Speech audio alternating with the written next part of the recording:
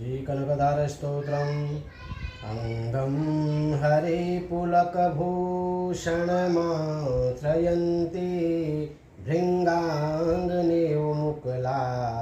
भरणं तमालम् अङ्गीकृताखिलविभूतिर्पाङ्गलीला माङ्गल्यदास्तु मम मङ्गलदेवताया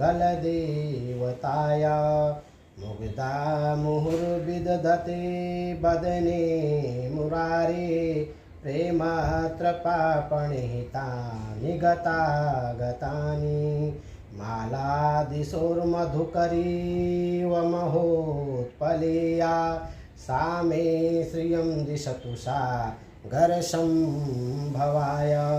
विश्वामरेन्द्रपदविभ्रमदानदक्ष मानन्दहेतुरधिकं मुर